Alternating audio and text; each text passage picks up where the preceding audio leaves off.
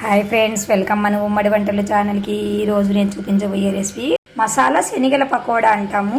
ఎలా చేయాలనో మనం నేర్చుకుందాం ఫ్రెండ్స్. కాబూలి శనగలు నేను ఓవర్ నైట్ నానబెట్టుకొని పొద్దున ఉడికించి పెట్టుకున్నాను. ఇందులోనే ఇప్పుడు బైండింగ్కు సరిపోయేంత మైదాను,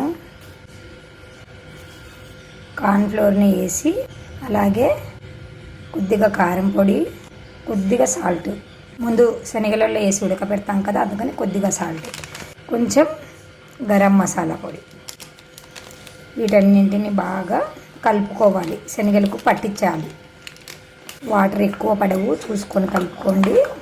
జాగ్రత్తగా వేసుకోండి. మరి ఎక్కువ జోరైతే కూడా మనకు టేస్ట్ బాగుండవు. ఇలాగ కొంచెం కొంచెం తీసుకొని వేసుకొని కలుపుకోండి. వాటర్ ఎక్కువ వేయొద్దండి. ఇలా శనగలకు బాగా పిండినంతా అంటించుకోవాలి. అయితే కూడా వేసేసి ఇందులోనే ఇలాగే కలుపుకోవాలి. వీటిని కూడా స్టవ్ వెలిగించుకొని బాండీలో ఆయిల్ వేసి పెట్టుకున్నాను. ఆయిల్ కాగిన తర్వాత ఇప్పుడు ఇందులో నుంచి ఇలా తీసుకొని కొంచెం కొంచెం తీసుకుంటూ ఇలా వేసుకోవాలి.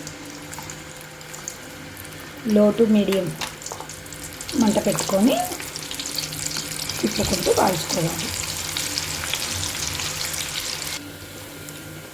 వేసాక 1 మినిట్ ఆగిన తర్వాత కలుపుకోండి. ఎందుకంటే వెంటనే కలిపితే ముద్దగా అయిపోతాయి.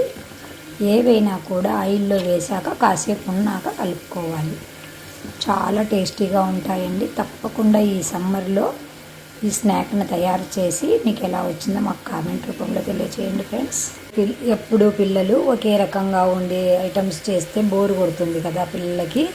ఇలాగ డిఫరెంట్ ఐటమ్స్ చేసి పెట్టండి ఫ్రెండ్స్. ఈ సమ్మర్లో ఇంకా హాలిడేస్ వస్తాయి కదా, అప్పుడు కూడా మీరు పిల్లలకి ఇలాంటి మంచి రెసిపీలు చేసి పెట్టండి ఫ్రెండ్స్. అంతే ఫ్రెండ్స్, చాలా ఈజీగా, చాలా మనం సింపుల్గా చేసుకోవచ్చు ఫ్రెండ్స్.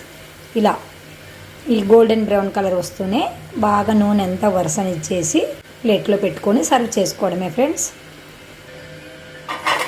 చాలా అంటే చాలా టేస్టీగా ఉంటాయి. చాలా సింపుల్గా కూడా ఉంటాయి. ముందు రోజు నానబెట్టుకున్నామంటే అప్పటికప్పుడు ఒక 10 నిమిషాల్లో ఈ ఐటమ్ను చేసి పెట్టచ్చు ఫ్రెండ్స్. తప్పకుండా ట్రై చేయండి ఫ్రెండ్స్. ఈ శనగలలో టమాటా కెచప్ కూడా వేసుకున్నా కూడా బాగానే ఉంటుంది. కొంచెం ట్రై చేసి చూడండి. Bye bye friends.